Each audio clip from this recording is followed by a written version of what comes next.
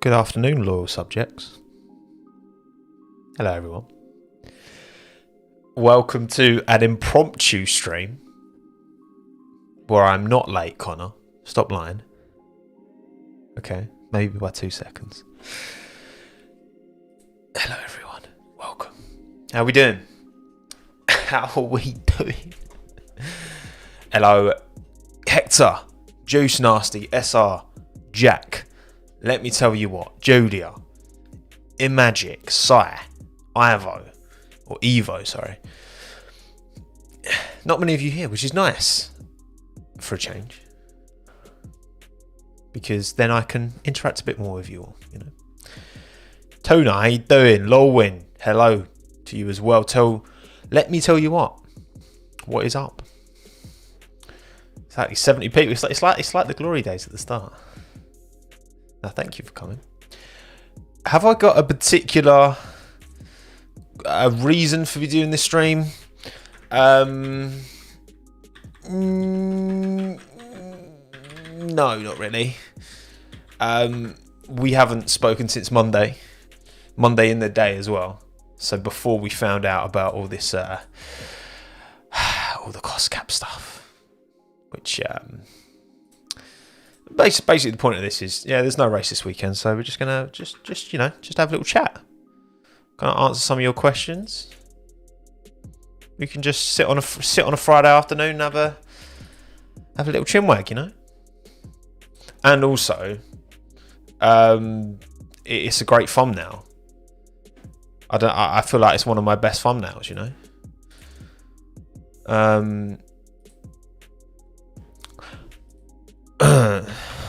What do you think of the thumbnail? Amazing. Fantastic. Impeccable. Glorious. Let me know, live chat. What do you think of the thumbnail? It's nice doing some of these and just, you know, we're not putting any pressure. There's no plan. There's no expectation. You know, we just shoot the shit. Looks like my sleep paralysis thing. Oh dear. That is funny. That is funny. That's the helmet when a Red Bull driver finishes P4. I've been watching a little bit of the F1 esports. I know it's on at the moment. So maybe some of you are watching me and watching F1 esports. Whatever. It's been good races last couple of days as well, actually. It's a pretty even split on the vote, you know. It's a pretty even split. POV Red Bull second driver. Look, we got stuff to talk about, but also, actually, hang on. I'm going to end that poll and start up another one because I love a poll, right? Are you bored of the RB cost cap news yet?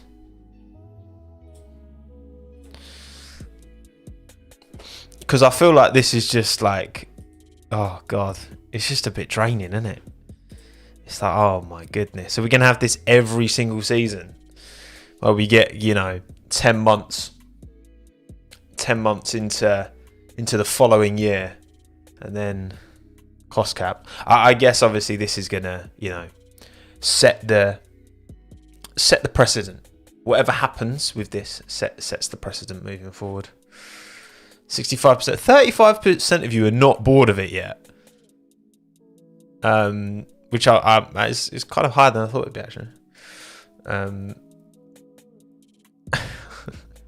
But look, we're always going to go through these teething pains, and I just hope that we come out with a reasonable solution. It's not. I don't really, I just want to know how much they've overspent by. That's all I really, because then I can make my own moral judgment as to what I think that the penalty should be, and we will all make our own moral judgments as well. Tom, I can't stop milking it. That's what I do. This is what we do, okay? It's what we do as creators. We milk. We milk stories, you know? Got to be milked. But yeah, whatever. We'll see what it is. To be honest, I'm not too interested because there's not really any new news about the cost cap breach, is there? Basically, Red Bull seem to have overspent, but Red Bull disagree. So I'm sure I don't think we'll hear anything for a little while, to be honest, because I think there's going to be loads of like back and forth behind closed doors. I just think they'll just get a fine and a reduction in aero. That's what I reckon. But yeah, we'll see. Right. Do I go to Sugar Hut? I don't think I've ever been to Sugar Hut. I've been to the Slug and Lettuce opposite Sugar Hut, but I've not been to Sugar Hut. US Sports have no trouble tracking and reporting cost caps in real time. The delay is kind of nuts.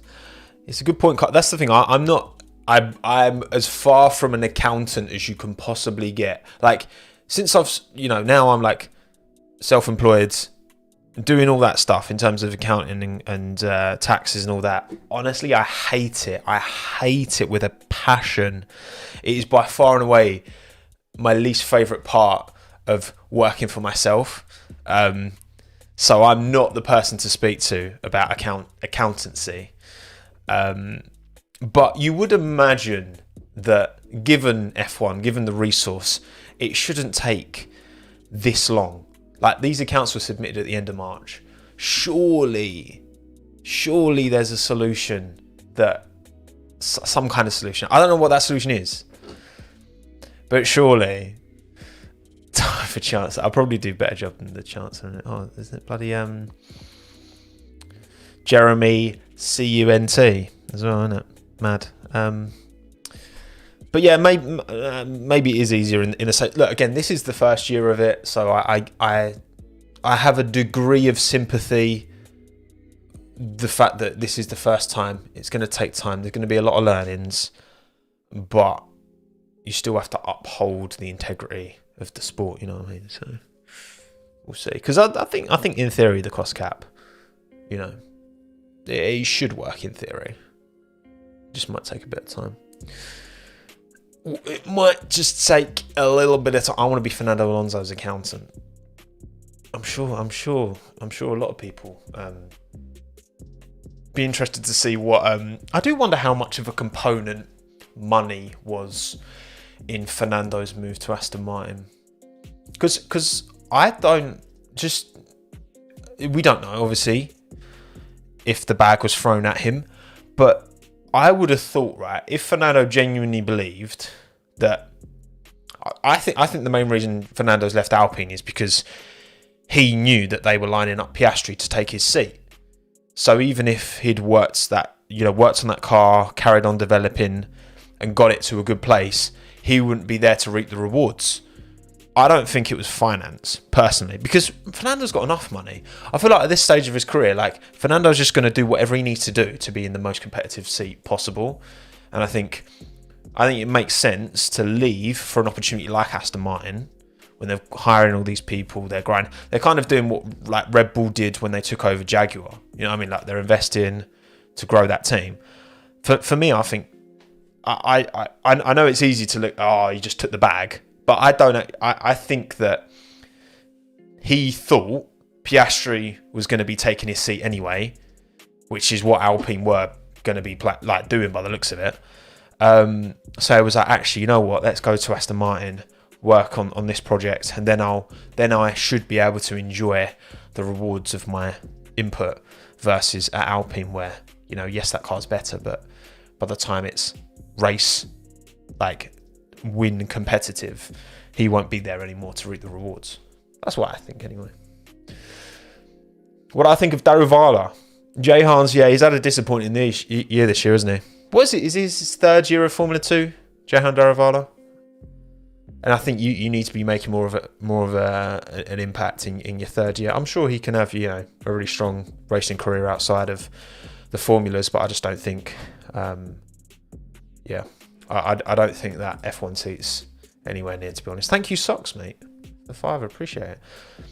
Love that I initially hated your content, fair, when you started, and now I can't get enough proof of your growth and improvement. Love you, Tommo. Thank you. I appreciate that. To be fair, I think my content's got better. I think I've got more educated on the sport as time's gone on. But you know, love me or hate me, I am who I am. But thank you, Socks. Appreciate that. Hey, listen, I'm all about personal growth and development. And yes, I have seen Steve crash.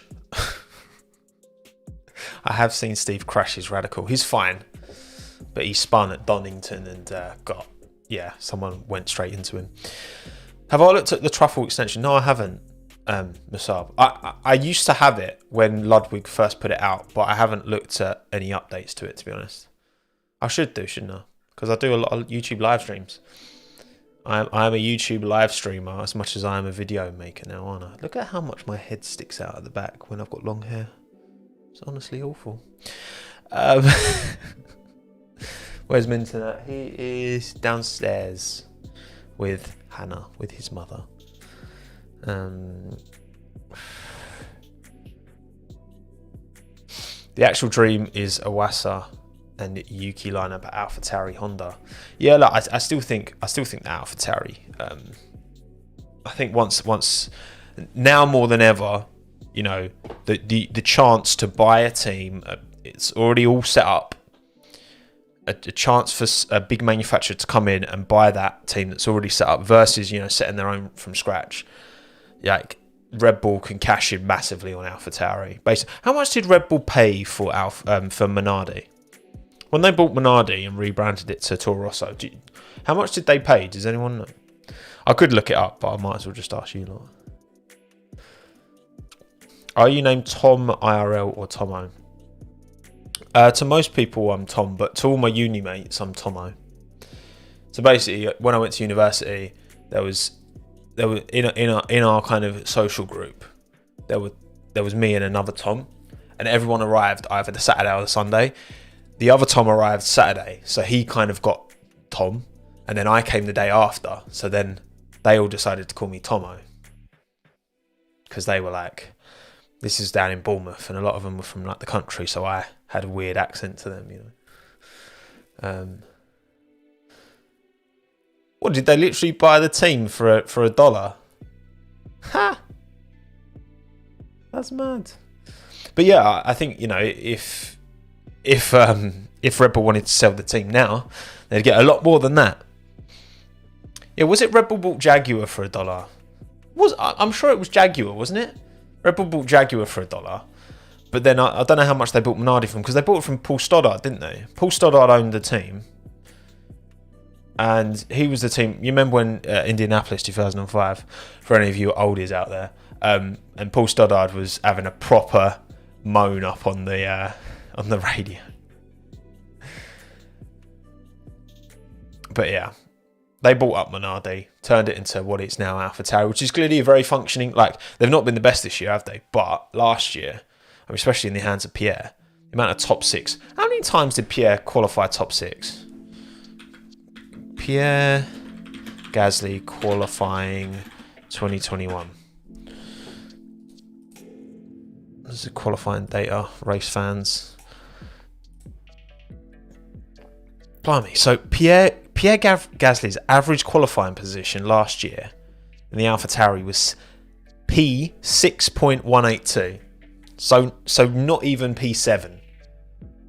That is crazy. That is actually mad. And Yuki's was 12.48. Pierre's average was lower than P7 in qualifying last year. That is mad. That is mad. It's easy to forget. But again, I think it shows, you know, Yuki's relative growth, I guess, this year, but also again fresh slate, you know, fresh set of cars for everyone. Do I think Mick could realistically go to Williams? If you haven't watched my video about Mick Schumacher put out yesterday, talking all about Mick. He's been under a lot of scrutiny recently. I just kind of wanted to take it all in and try and to be honest, I still don't really know what I would do. I said at the end of the video, I think, you know, I'd probably, out of Mick, Hülkenberg and Giovinazzi, I think Hülkenberg would do the best job. But he's 35. So you're only going to get, there's not the same long term, but then I think for a team like Haas, do you need a really long term driver? Or can you just get Hülkenberg? If you get Hülkenberg for like a couple of years, I just think, do it. What typeface is the logo? Tommy. Why do you call me Tommy? There's Tom or Tommo, right? There's two names. Use one of them. It's not Helvetica. It's a font called Kanit. Kanit. I think it's a Google font. Mick without this. Yeah, look, people saying Mick surname and all that, but like he won F2 in his second season. I think give the kid some credit. You know what I mean? And he had a difficult first year as well. How about Thomas? My mum and my kind of family, my older family, like aunts and uncles, they all call me Thomas. It's weird when like, because sometimes my dad would call me Tom. Sometimes I'd be like, no, you call me Thomas. Was I once part of WTF1? I did freelance for WTF1 for during lockdown 2020.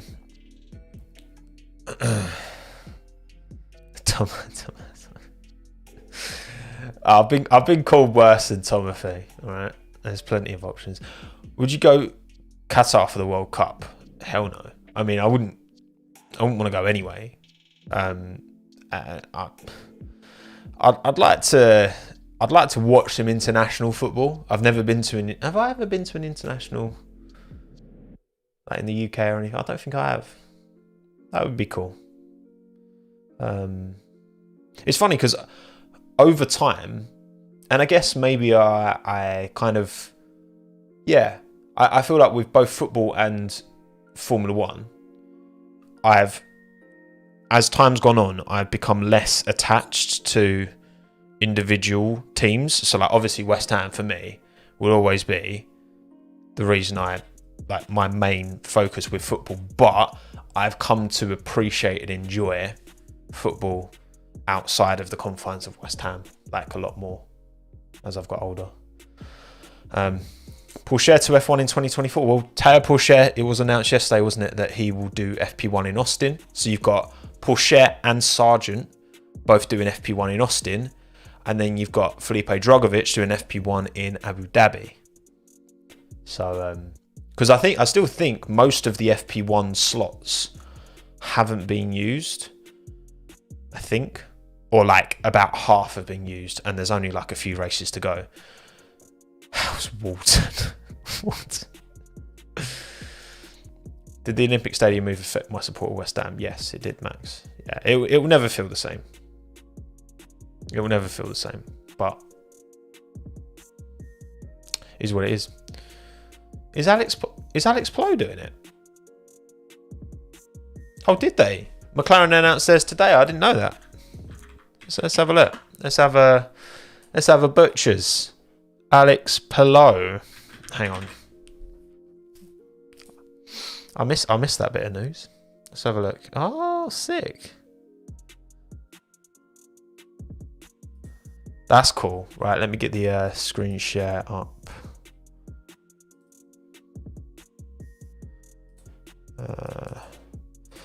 Let's have a look. Boom. Look at that. It is nicely cropped. Alex Palou and Patricio O'Ward to drive for McLaren F1 in free practice 1 sessions at the US Grand Prix and Abu Dhabi Grand Prix, respectively. So it looks like, yeah, Palou has Austin and O'Ward has Abu Dhabi. Sick. Oh yeah, there you go. I should have just scrolled down. There you go.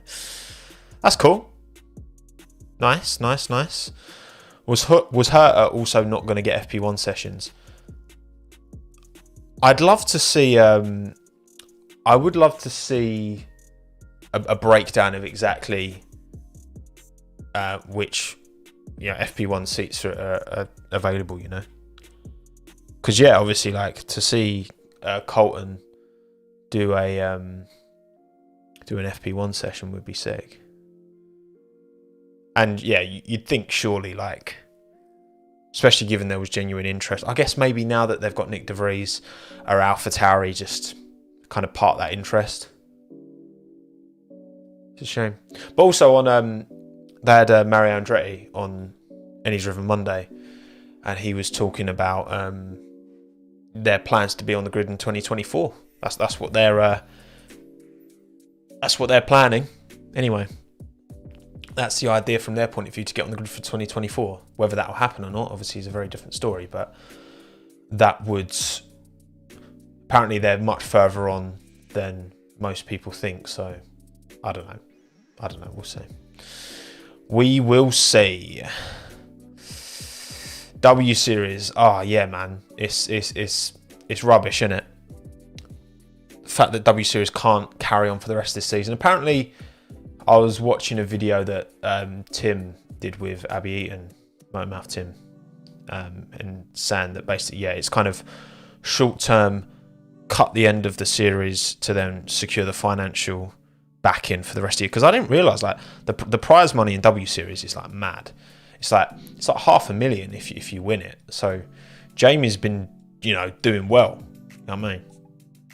Jamie's been doing well. But Abby was saying, which I think is a very good point, it's like, surely actually you should really be spreading that prize money across, because part of the idea is to give these female drivers a seat that they wouldn't otherwise have, an opportunity that they wouldn't otherwise have. So spreading it out, spreading that money so that everyone gets a wage throughout the course of the year, rather than just the top driver getting this big wad. I mean, that sounds good to me.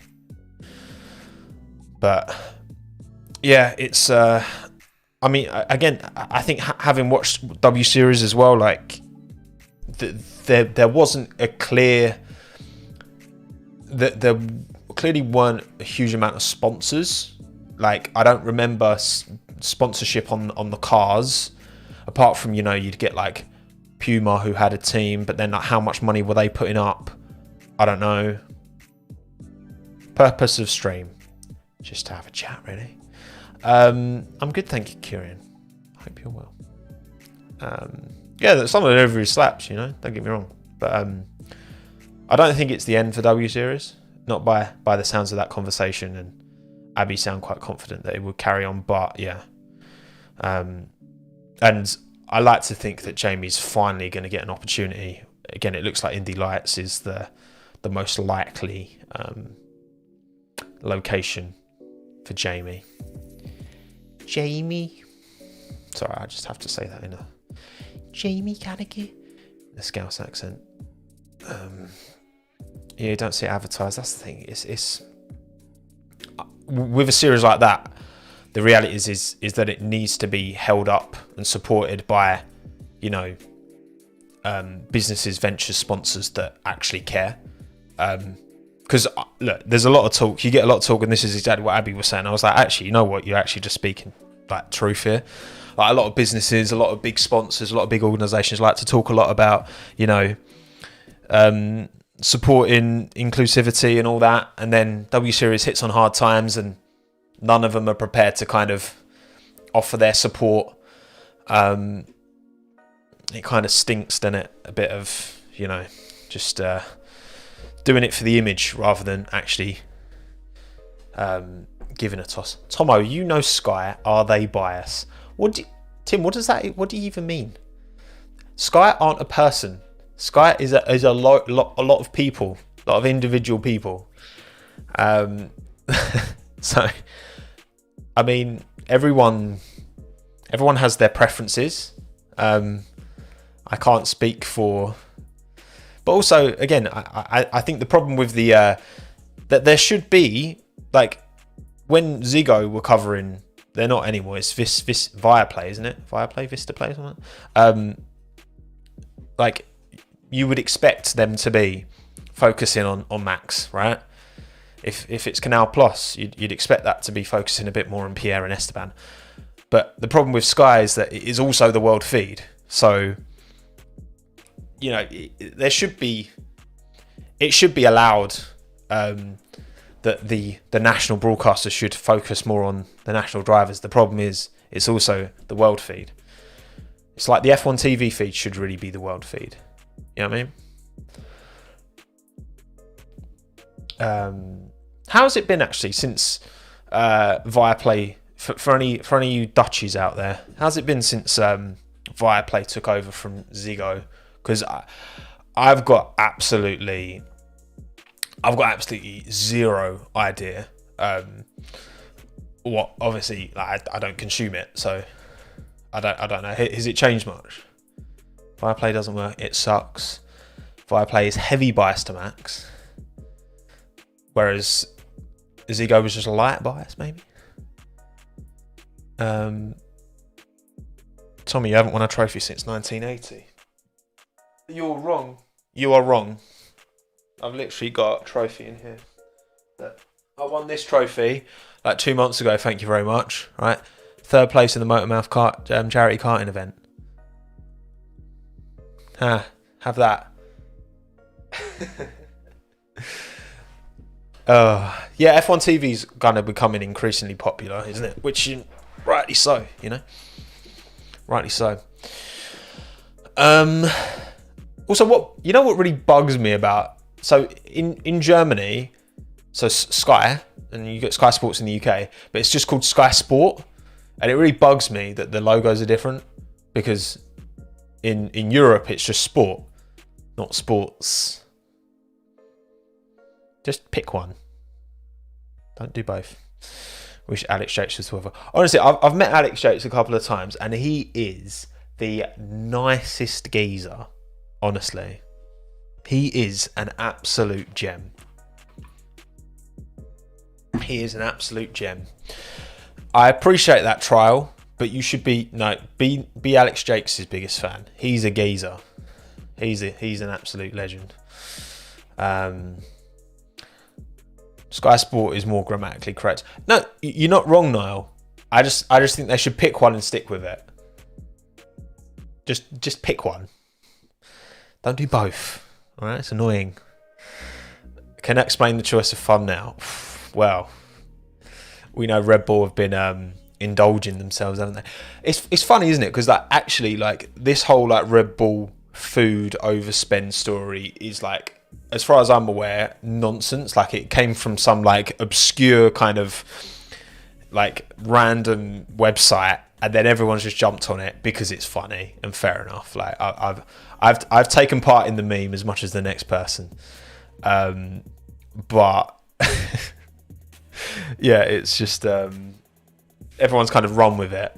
Now, do I actually think the catering budget is the thing that's, you know, come under a mind? No, I don't think that. There's a lot of rumours knocking about, you know. We've kind of talking about Adrian Newey salary, because is he a contractor? Does he work for the team? Blah blah blah.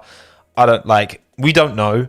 But what I will say is there is clearly a valid, reliable source, because it's no coincidence that before, you know, at Singapore that weekend, we were all talking about an Aston Martin overspend and a Red Bull overspend. And what have we got? We do have a now confirmed Aston Martin procedural breach, so not really an overspend, but similar to what Williams had earlier in the year when they basically didn't file their accounts on time by that end of March deadline.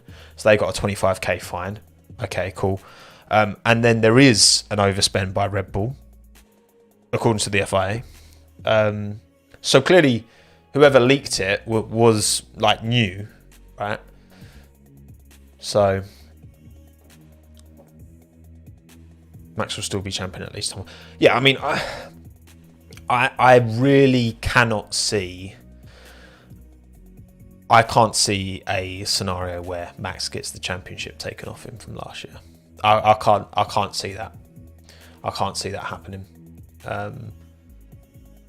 I think they should come down hard on him, but I can't see them doing that at all. Favourite away day? Good question. Least favourite away day was Southampton. Can't stand Southampton. The football team. The grim. What was a really good away day? Liverpool was really good. Liverpool was good. Yeah. Man United was good as well. I've done Man U away. Following West Ham. I've done Man U, I've done Liverpool, I've done Southampton, I've done Leicester. Leicester was okay. But I'd say Liverpool's probably the best. Well, no, I'm more of a Bournemouth fan, not so much Pompey.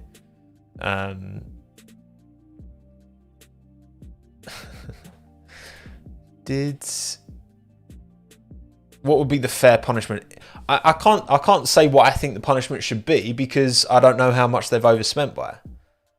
That Lanzini goal. No, so I went West Ham, Man United. Do you remember when Payet scored that free kick against Man United from like miles out and beat De Gea and it went in off the post? I was there for that game. And then when I went Liverpool is when we drew 2-2, I think. That was a day and a half as well. Welcome, Nikki from California. See, look. Prime time, all right? Prime time. Yeah, look, I don't know. The thing is, right, you've got to look at what the cost cap is, how much has been overspent. Also, I guess, I think, hang on, let's do a poll. I'm just trying to think how to best word this. 32% of you are not bored of the cost cap news yet. Well, we're talking about it. Obviously, we got onto it. How do I word this? So, should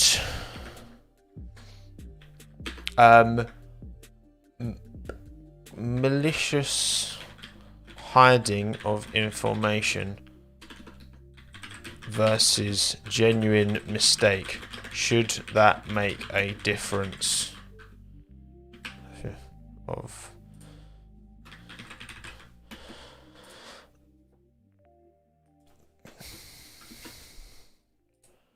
So basically, what I'm asking is, if Red Bull are found to have maliciously like hidden or like tried to circumvent things, because obviously what they've submitted was fine, but what they've now got back isn't.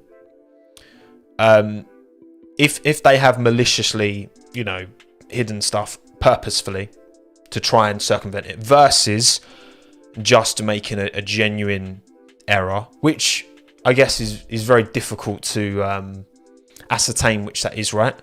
Because if they did maliciously hide something, they're very, very unlikely to be like, oh yeah, we tried to game the system. Like, they're probably going to be like, oh whoops, sorry, no, Gary in accounts fault, he pressed one button wrong on the Excel spreadsheet and it changed the balance by 10 million, sorry. I guess, yeah, the question is like, because I guess it's like it's like when you're officiating the sport, right? If someone crashes into someone and does it on purpose versus someone crashing into someone by accident, typically, if it's a clear, egregious, purposeful shunt, then the punishment is more than if it's a genuine error. Typically, right? Yeah, intent's a big thing, and again, because this is the first year of the cost cap, but then also, I mean, bar procedural problems, because that's the difference, right? Whatever this is for Red Bull, it's not a procedural thing. There might be a procedural thing included, but Williams and Aston Martin fucked up procedurally. Pardon my French. And that's like, I can understand that first season of the cost cap.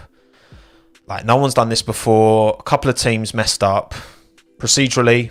Cool, fine. Like, is what it is, right? And they get a punishment that reflects the crime. I guess that's the thing, isn't it? Punishment should reflect the crime. But obviously one team didn't. It's extra like I guess it's extra spicy, isn't it? That it just happened to be Red Bull. Like if it was, if it was Alfa Romeo overspending, like no one would care because it wouldn't make a difference.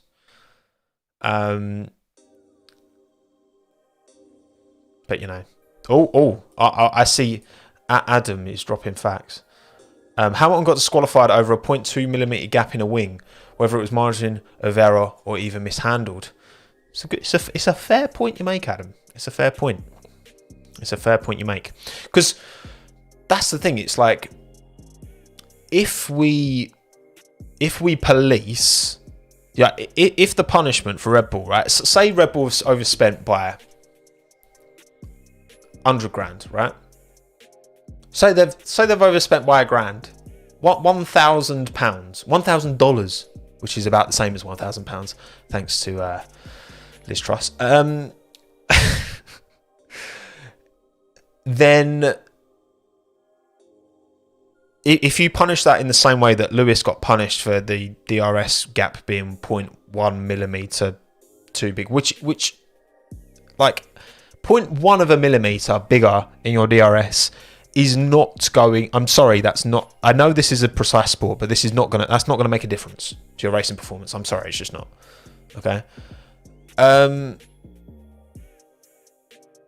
How is that? Well, no, I think it's a fair point, Alex, because in that context, in the racing context, even the finest of breaches of the regulation in that racing context resulted in being put to the back of the grid. Very severe punishment. For sure, in that instance, you can't tell me that having your DRS gap 0.1mm too big is, and then being put at the back. You can't tell me that's a punishment that fits the crime. That's all I'm saying. That's definitely not a punishment that fits the crime. That is definitely, the punishment is much bigger than the crime. No doubt. And yes, Lewis won the race anyway. So, but I think that just said a lot for how good he was, and how good that car was last year. That combination was decent. But yeah, I think with this cost cap, you have to. I think when in 2019 when Ross Brawn came out and was like, yeah, well, if you overspend, we'll take away your championship. He's like, fuck. I bet he's like, bro, I wish I hadn't said that. You know what I mean? I bet it's I wish I hadn't said that. But also, yeah, it's like, I understood, right? I understood at the start when people were saying, like the FIA can't mandate specific punishments for specific amounts of overspend because then teams can game it. Just make the minimum punishment really harsh. So then the teams won't even entertain breaking the rules. Surely. Right? Max is a 1.5 times world champion. It's a 7 point. We're going to start getting into the percent points now.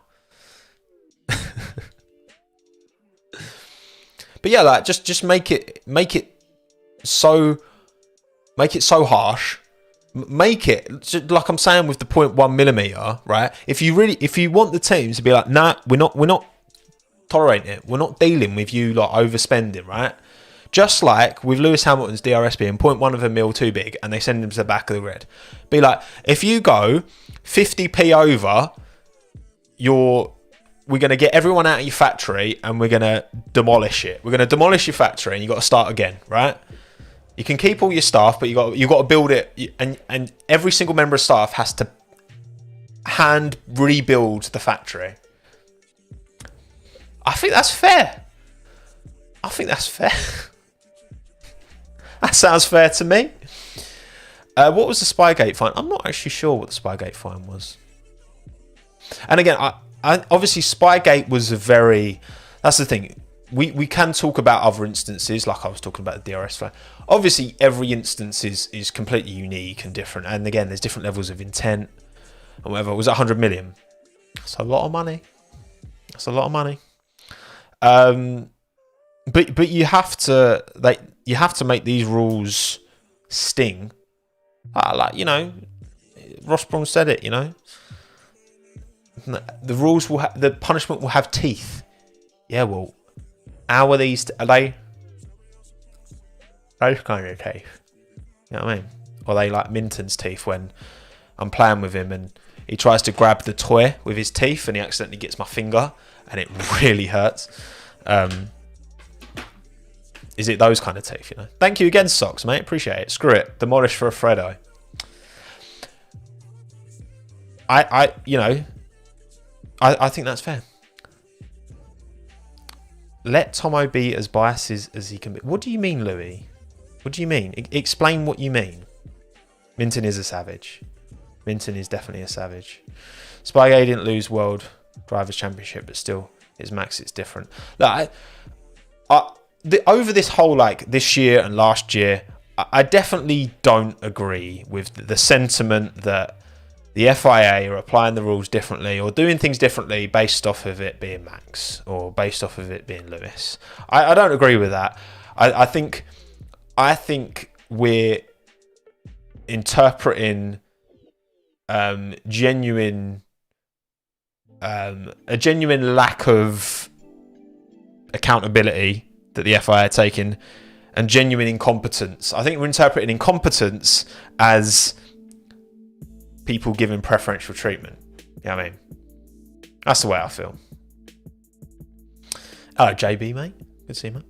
If it's a minor punishment to spend 5% over the limit is 5% higher for all teams. LOL. Yeah, that would be... The problem is, man, it's like, even... I don't know how many teams, right, are at the cost cap, but I know, like, Haas almost definitely aren't. Williams almost definitely aren't. Alfa Romeo probably aren't. So that's the problem, isn't it? It's like you can raise, like, if you raise the cost cap for other teams, Haas are just like, well, now that puts us even further behind everyone else. So I'm sure Gunter wouldn't be too happy about that. So maybe bin off Nico Hulkenberg and get Latifi in at Haas. You know, Safina pays the bills. I think Safina bought about 30 mil a year into that Williams team. Just get him a Haas, you know. But yeah, I think that. Yeah, I don't know, man. It's because also you can take constructors' championships away, but like, would Red Bull really care if you took away their? Well, they didn't win the constructors in 2021. So would Red Bull care if the FIA took away their P2 in the 2021 constructors championship? Would they care? Absolutely not. They wouldn't give a damn. They wouldn't give a damn. If that was the punishment, nah, they wouldn't care. They wouldn't care. But yeah, I think wind tunnel time. That's the problem. That there's no solution, right? There's no elegant solution here that like ticks all the boxes. You know what I mean? I still think there's an argument for ballast. I really do. Why can't we put ballast right under the seat where the driver's sat? The elegant solution is to stop pretending. Hey, look, that would be nice if everyone played by the rules, but this is sport. Ballast is artificial. What do you mean? What does that mean? What does that mean? That it's artificial. This whole sport, this sport isn't. It's not. It doesn't exist in nature. You know, when the Big Bang happened, it didn't create Adrian Newey. Like F1 is an artificial, human-created sport. I don't see why ballast wouldn't. What do you mean it's not pure racing? What's pure racing? Is DRS pure racing? Is having different tyre compounds pure racing? Is having street circuits pure racing? Like, come on. Like, and is it going to make a wood ballast, right? Wood, right? For every 100 grand you overspend, you get 10 kilos of ballast. Sod it. I'm going really harsh, right? 10 kilos of ballast under the driver's seat, right? For what you've overspent from, you know, I don't know, the middle of as soon as possible. Ideally, you get everything's done by like the summer break, and then from the rest of that year, maybe, I don't know, ballast, whatever, and until the next. Like if you give it needs to be like the penalty needs to be harsh enough that the teams don't consider it. Like imagine, like that would just, because weight cripples everything, and I don't. For me, that's a bigger dissuasion than taking away aero CFD time. You know, no one has to see it. You know, you won't be able to see the ballast. I mean, when you're seeing a car going around with an extra, like when you see F1 cars drive around with you've got 110 kilos of fuel, remember, right? That you burn through during a race. You have to leave the sample at the end, so it's a bit less than that. So the cars at the start are 100 kilos heavier than they are at the end. Do you notice a difference on the telly when they're wheel to wheel? Blah blah blah. No, come on, let's be honest. You don't. I think prison is an ideal punishment. No, I think, you know, I mean, it's not going to happen because the FIA haven't put it on that list of potential penalties, right? But I'm just saying, I think that would be vibes. Thank you, Thony, for the 4.99. Teams in the NBA, NFL go over the salary cap all the time, and there's no punishment at all, as long as you don't go over the cap for multiple years. Interesting. And yeah, so what's the point then? How do fans feel about that if you just got big teams flagrantly overspending all the time? You know what I mean? But I guess salary cap, you're just paying for a human being who has their own independent skill, whether it's NBA and NFL. This is like you're paying for technology, which, you know, I think it's a bit different. Maybe Adrian did create the Big Bang. That's a good point. Maybe he did. Oh, sorry, Martin. I didn't see your super chat, mate. Thank you for the support. Where is it? I can't find it. I can't bloody find it. Story of Minton's name. If anyone knows the joke behind Minton's name, put it in the live chat. I'll be impressed if any of you know the joke behind Minton's name. Thank you, everyone who's decided to turn up. By the way, we're just here shooting. Nothing particularly we're talking about. I mean, obviously the cost cap is the main bit of news we've ended up falling on, as per. Sorry, I've missed a few super chats. Sorry, when I get in the zone, I get very you know, I'm just in it. You know what I mean? I'm just in it. Just in. Thank you, Martin, mate. If they shared car only, no salaries / management / catering, how much is that? And do you think Red Bull spent the most, or is their management bloated? Basically, so is their management bloated at Red Bull? I just think that because Red Bull have got big facility, they've got the ability to overspend if they want to, clearly, as would Mercedes, as would Ferrari. Honestly, mate, I don't know. Like, again, there's talk of this Adrian Newey salary maybe being a thing, which I'd be surprised if something like that wouldn't have been, like, you know, clarified earlier. I'm not sure. I'm honestly not sure. But again, I just don't want to. I don't want to be having this conversation at this time every year. You know what I mean? Thank you, Struggle God, as well, mate. Appreciate it. Indy Lights has a better scholarship program, 1 mil for winning, plus your money to race 3 IndyCar races if you don't get a seat. That's very good. I like that. I think IndyCar, even like in Champ Car days, always had a better route. You know, well, it's like when I on Any Driven Monday was chatting to Will Power, and he was saying that he was in Europe in the junior formulas, and then he got the opportunity to race Champ Car, and he took that instead of trying to stay on and get an F1 seat because it paid, because he could earn a wage. He could go to America and get the money. You know what I mean?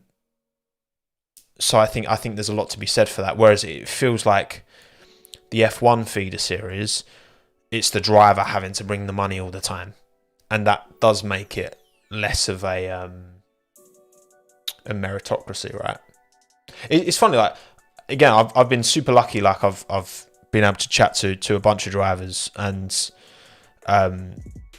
in like the junior formulas, and sound like I didn't realize until you speak to these people how important the business and sponsorship, marketing, it's essential at that level. If you're F3, F2, it's essential that you've got your head screwed on and understand the business and commercial side and how to get sponsors and how to reach out and all that. Because, like, it's actually mad. It's actually mad. But yeah, I'm glad you're having a little discussion in chat. I keep thinking, are you saying that to me? I don't know, you know, you're speaking amongst yourselves. It's all good. But thank you, Struggle God, for the on socks, mate. Sorry, I saw you. I missed your other super chat. Coming from someone who's been behind that team since Jaguar, it shouldn't matter. Overspend is overspend. It will stop them making the mistake again. Yeah, that's the thing. Because again, there is this whole other conversation, right, around if the team overspends, is punishing the driver correct?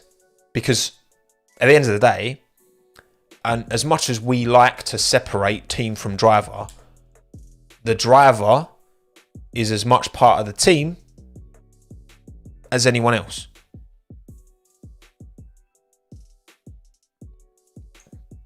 I think that's fair to say. So,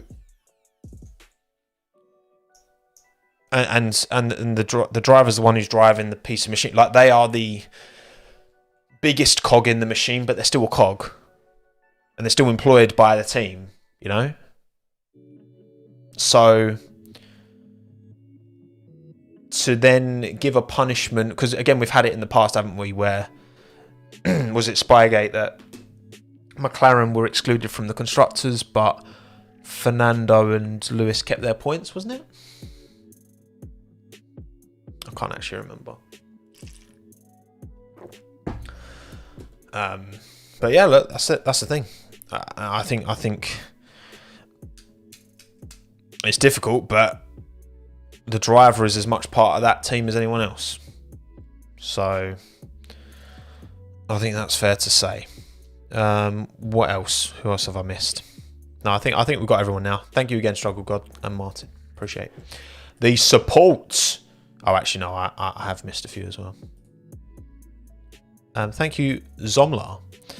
Rotten Tomato thrown in the stocks for Horner. That would actually be quite fun. It's like a one-off just to throw some Rotten Tomatoes at Christian Horner. Nothing against Christian.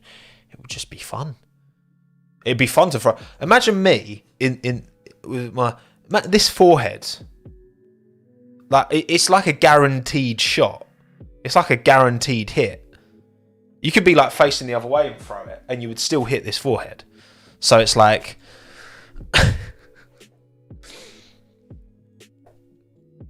no brainer, you know.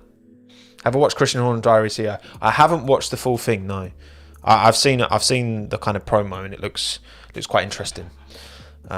Yes, let us throw some. Maybe one day I'll go to a Grand Prix and set myself up in blocks so that you can throw tomatoes at me. Maybe. I can't guarantee it, but maybe. Magnetic forehead. Yeah, it's got its own gravitational pull, you know. Thank you, Jacob, mate. Appreciate it for the $1.99. Maybe suspend Max from 22 Championship. No, I don't think that's the answer. But I don't know. I don't know what that's the thing. Until we know exactly how much they've overspent and what the nature of the overspend is, I want as much information as possible. Because I know a lot of people, and I'm sure some of you here, right, have been guilty of it. Like, we're making very, like, factual assertions, like, this is what should happen. But we don't know the full story. I think we need to wait until we know as much as we can about how much was overspent, what the nature of the overspend was. Because until we get to that point, I can't sit here and honestly and earnestly give an opinion on what should happen. Because I don't have the information. You know what I mean? And like you say, yeah, last year's budget reflects on this year's car. But also, yeah, I mean, it will also... What you spend in 2021 will have a knock-on effect of your car in 2029. You know what I mean? Like, so it's just... I just want to know more information before... Then I can be confident in my assertions. You know what I'm saying? And thank you, Psychosis. I guess that's how you pronounce your name. Cheers for the 5 Canadian. Find the amount of the overspend times the number of other teams. Those funds get distributed to the other teams which can spend it outside of the cost cap. So basically, yeah, it gets kind of added to their budget. Yeah, maybe. I guess, again, how would you...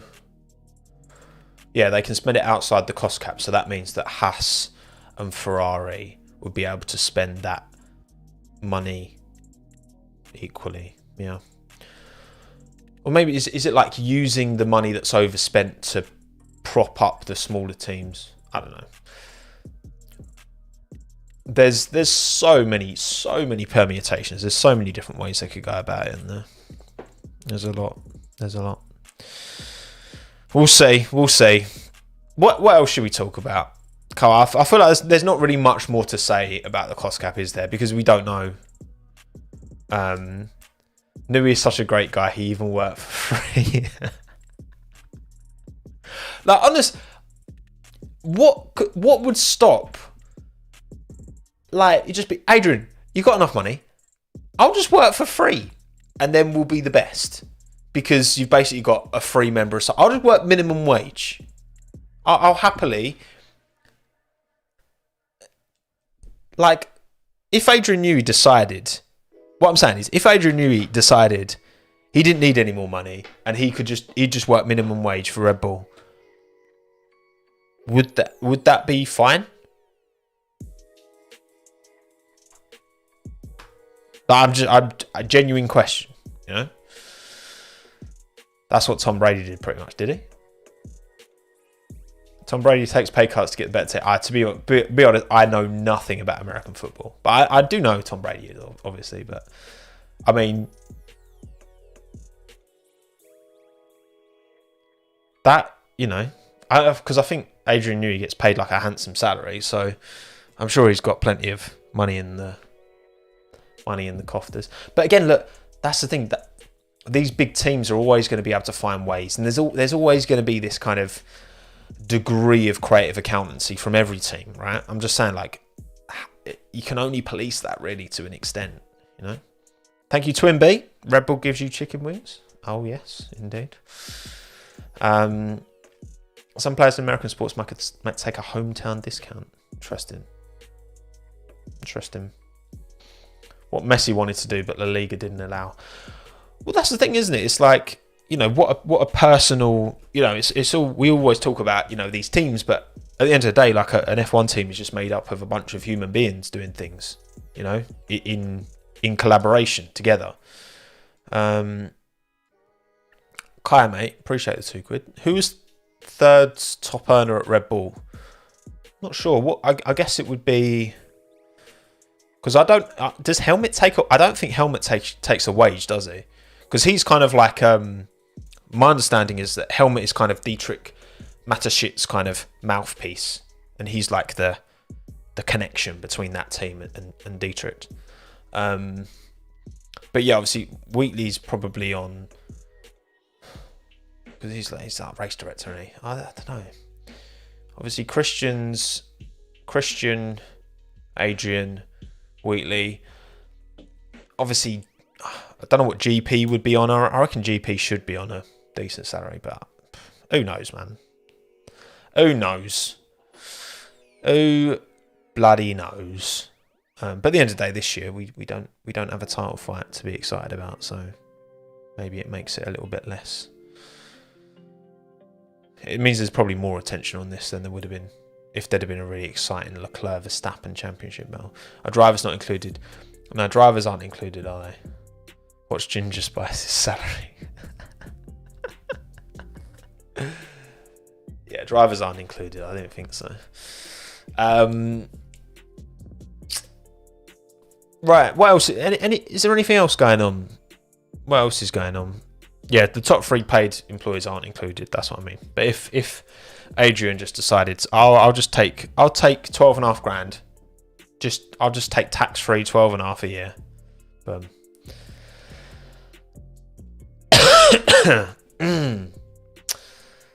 Anything else? Oh yeah, I suppose like there is the whole kind of question. Was it Ricciardo? Okay, no, you've given me some Ricciardo. Here's a question, right? Here's something I want to poll on old Daniel Ricciardo.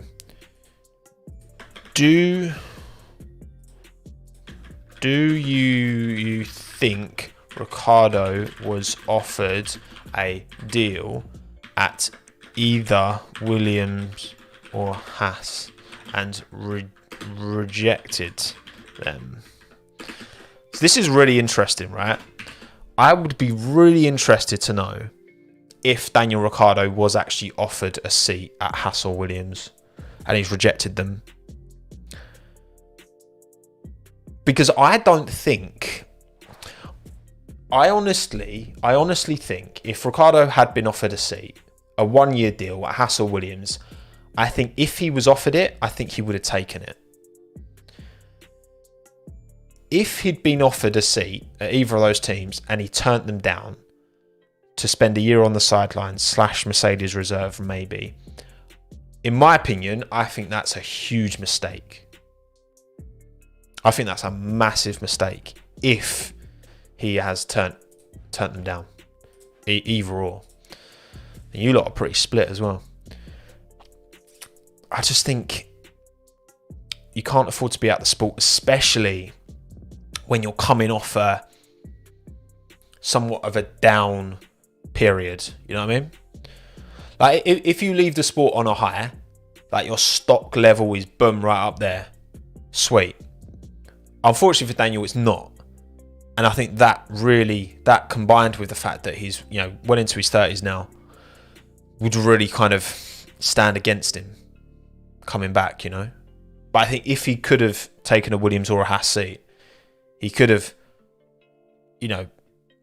another season in this generation of car, a different team for sure, see how I get along. Like, I just think that I really hope, because again, from everything, it sounds like he's not going to be in F1 next year. I think that's almost completely confirmed now from what he said. So it's like, I would be really disappointed with him if he had rejected an offer from Williams or Haas. But I guess we don't know, do we? I guess we don't do. Would you consider Hulkenberg's F1 exit was on a high? Well, so Hulkenberg 2019. Thing is for Nico, right? So he had 2019, where he was beaten by Daniel, but he had an alright 20. What was Renault? Was it 2019 Formula One season? How was Nico in 2019? Because 2018, Nico was best of the rest. 2019, where was he? He was 14th and Daniel was 9th. So Nico had 37 points. And 1, 2, 3, 4, 5, 6, 7, 8, 9, 10 points finishes. Daniel had 54 points and 1, 2, 3, 4, 5, 6, 7. Wow, that's interesting. So Daniel only had 8 points finishes.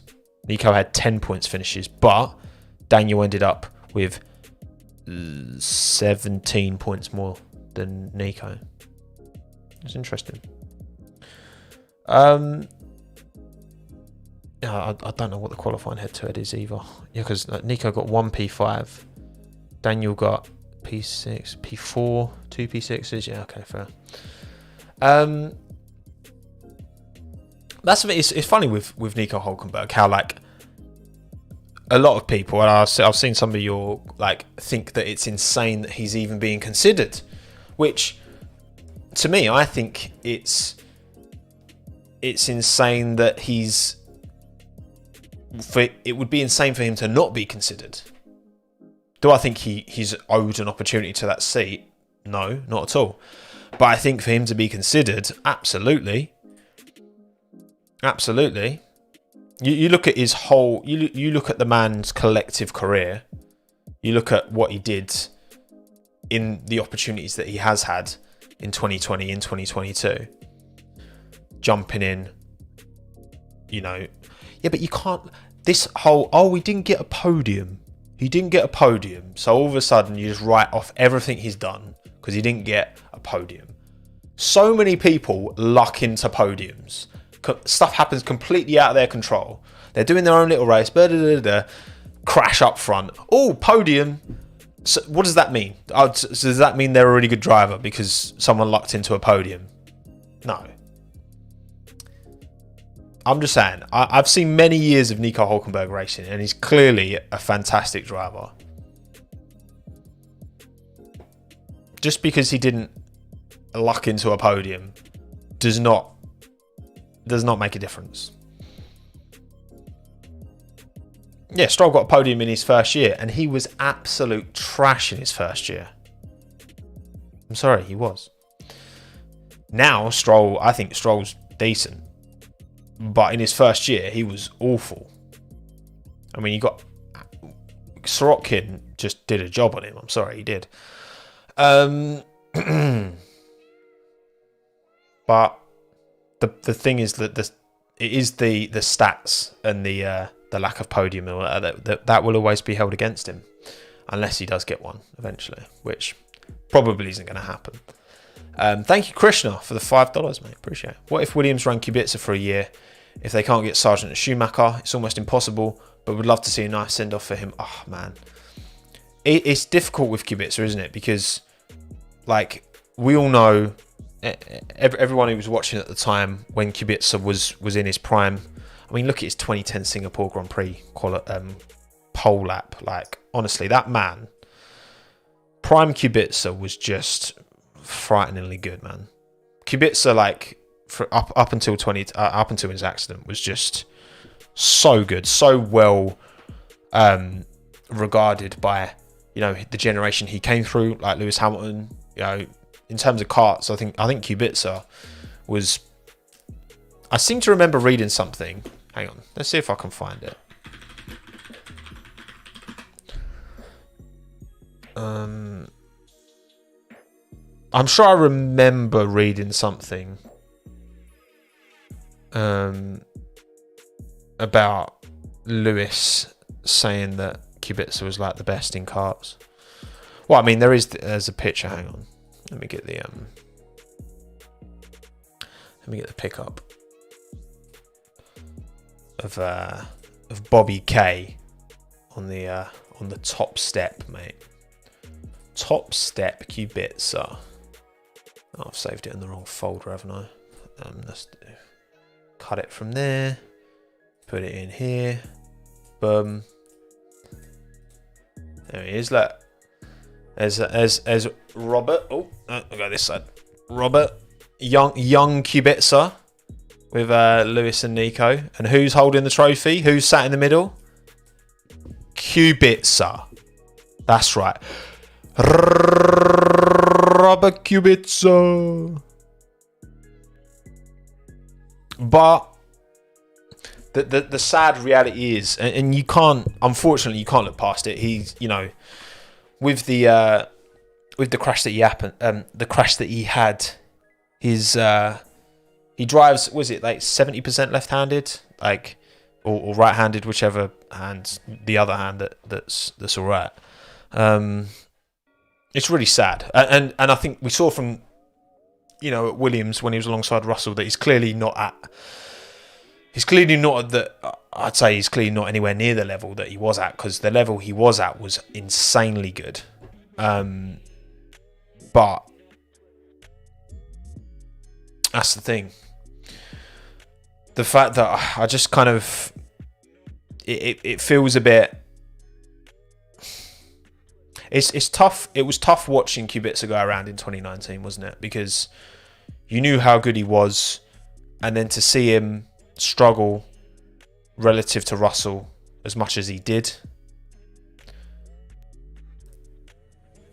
he 100% could have been world champion. If the right circumstances had been in place, if BMW hadn't pulled the plug, I think Kubica 100% had the talent to win a world championship for sure. Not in the race. I mean, he was closer in the race, but George was still very much on top in the race, I think, from the way I saw it last year. Not last year, 2019. Obviously, I know that Kubica did get the point in the end, but there were a lot of factors. There are a lot of factors involved in that, so yeah. But I'm glad he's still, you know. Yeah, he was potentially going to Ferrari, wasn't he? Yeah. Man. I mean, it's one of the minute that he was kind of a lucky in a way to come away with his life, given what happened. But also, you know, lucky and unlucky at the same time. You know what I mean? Any surprise winners for the last few races? Can't see it. I mean, maybe a Sainz or a Perez win, I think, is about as exciting and surprising it'll probably get, to be honest. I think Mercedes' opportunity to win is probably gone now, isn't it? Which is kind of a shame, because it would have been nice to see, especially Lewis win a race this year. But hopefully Mercedes step up next year, because then we'll have 3-car title fight, which would be sick. Hey, maybe Alpine are making steps in the right direction, you know. Gasly Ocon next year, that's going to be sick, man. I'm really excited to see Gasly Ocon next year. That is going to be good vibes, alright? Good vibes only. What's going on with Porsche? Yeah, we haven't really heard much. Obviously, that was all kind of confirmed that was happening.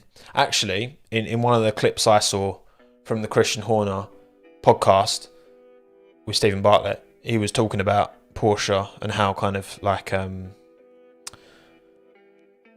it kind of became clear that they would have to compromise their kind of company culture to accommodate Porsche, where they are very, very different organisations, I guess, Red Bull and Porsche. So yeah, Alonso's sweating right now. You know what? I think if you look across this season, right, compared to where they were at the start and where they are now, I think Aston Martin have taken the biggest step forward. Aston Martin have, McLaren have, I'd say, somewhat.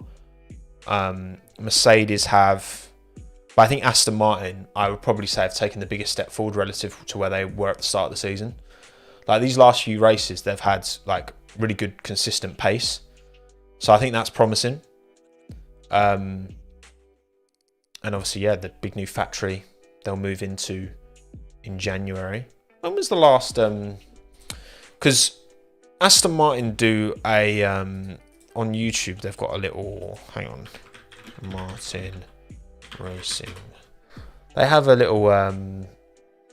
They like follow the progression of the factory. When was the last time they uploaded one?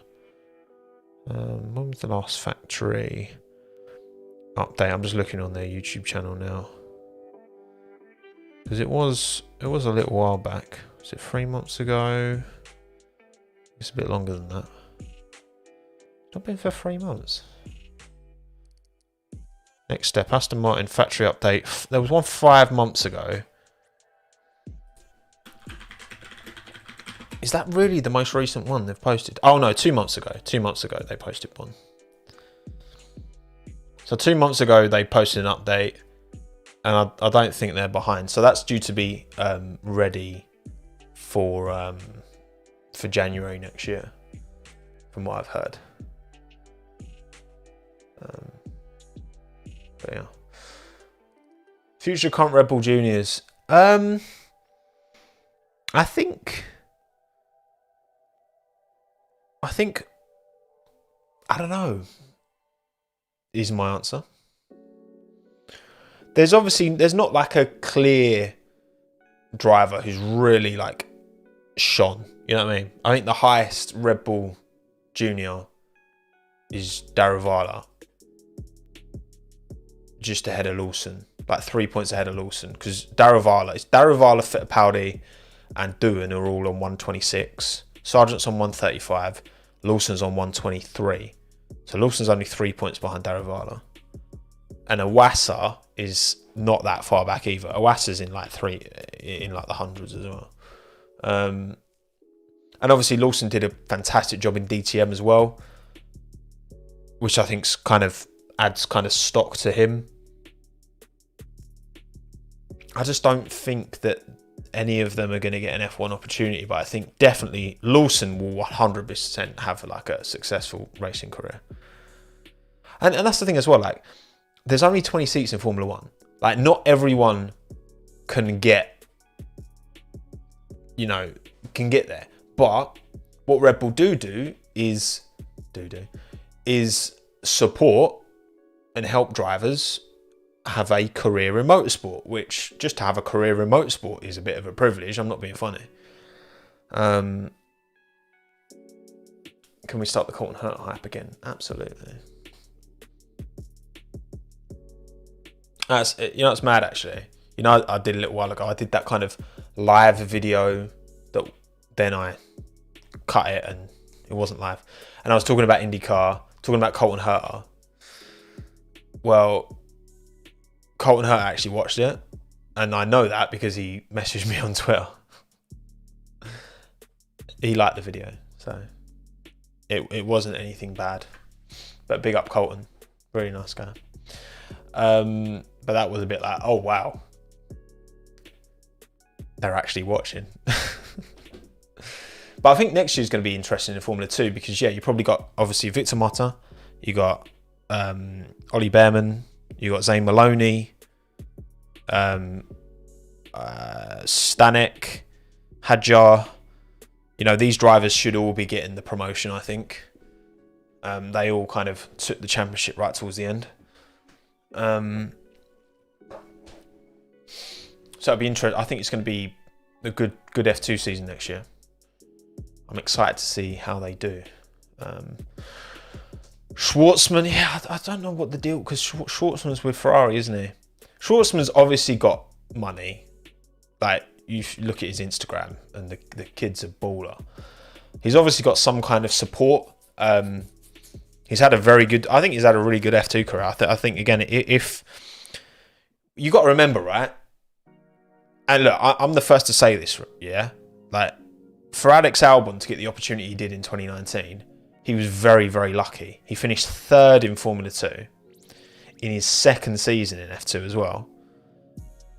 And basically because Ricciardo left Red Bull and then Gasly got the promotion and then Red Bull didn't have anyone for their second team, they just kind of got desperate and they were just like, Alex, don't go Formula E, come with us in Formula 1. Like, Alex got super lucky. Like, if a driver like Robert Schwartzman had been in that similar position, then he probably would have got that opportunity. You know what I mean? Because I think Schwartzman's had a very good F2 career. So, but not all you need. Carry. It's a big component of it though. Behrman's with Ferrari Academy. Oh yeah, sorry, you've already answered, Alex. Yeah, fellow Chelmsford boy. Well, I'm a adopted Chelmsford boy. Bearman's a born and bred. MotoGP, I don't watch MotoGP. I've never found bike racing interesting. I'll be honest. I've always loved anything on four wheels, but you take two of them wheels away, and my interest just disappears completely. I'll be honest. It does. Arta, yeah. I mean, Arta's had like 2 years in F2. I wasn't quite as impressed with Arta as I was with a lot of these other young drivers, I'll be honest. But I mean, maybe he'll get the opportunity. I consider he was in a Prema. I wasn't super excited. Okay. Hello, last lap admin. Who I reckon it is? It's not Cal, because it would have just been some horrible F1 take straight out the bat.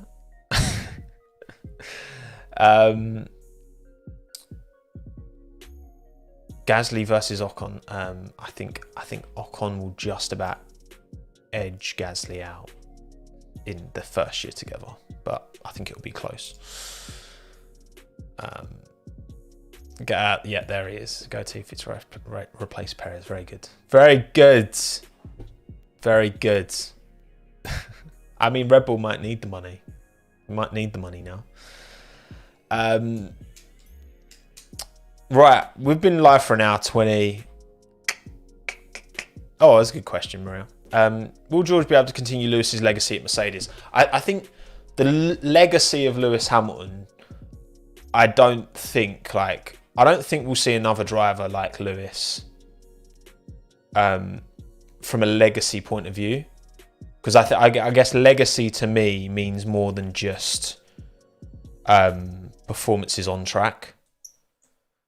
I think that's a huge, I think George will be fantastic. I think George, you give George the right car and I think he can challenge for a world title for sure. But legacy is, that's more than that, you know, crikey. That's George's biggest legacy, saying crikey a lot. Oh dear. Oh, thank you, not the FIA, the 179. Who's been the most impressive you've seen in F2, F3?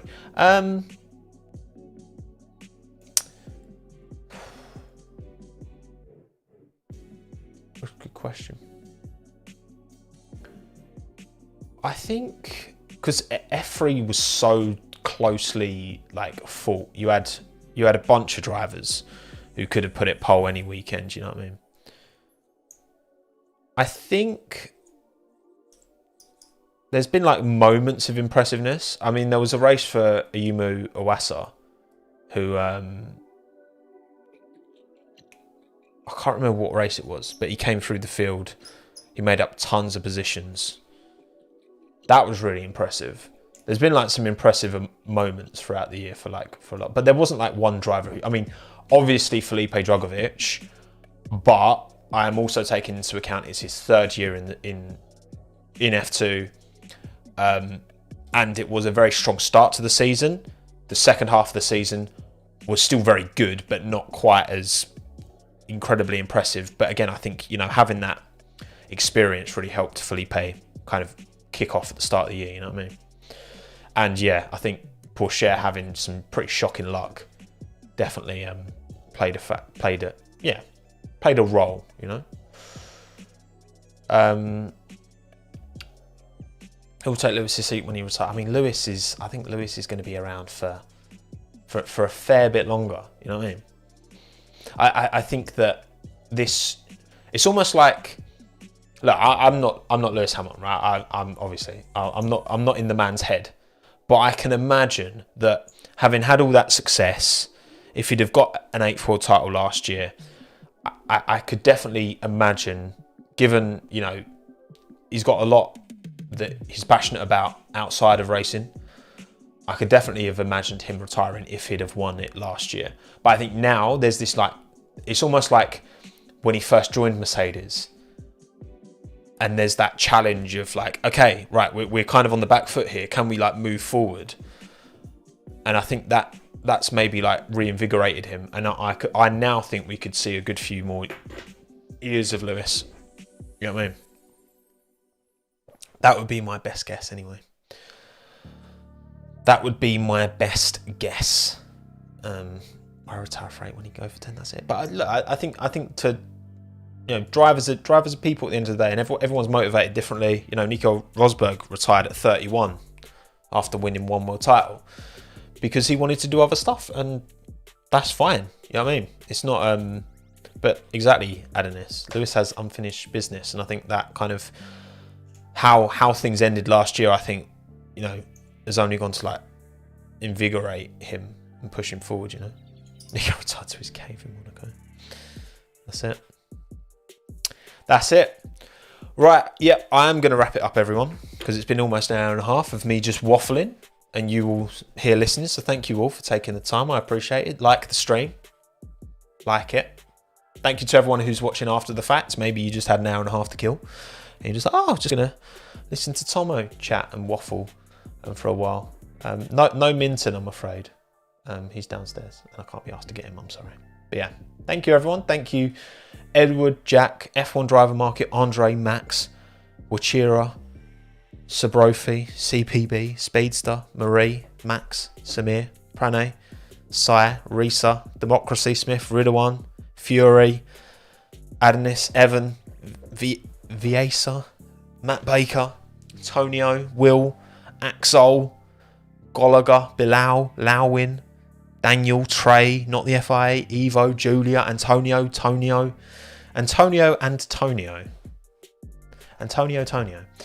Moon 1, Max, I'm starting to repeat now, Maria, thank you, Philip, Jamie, Zio, Mekic, Alex, Sebastian. It's been fun. I'll speak to you, I don't know, new video next week, so I'll see you then. Cheers, everyone. Stay safe, be well, be happy, be good. Goodbye.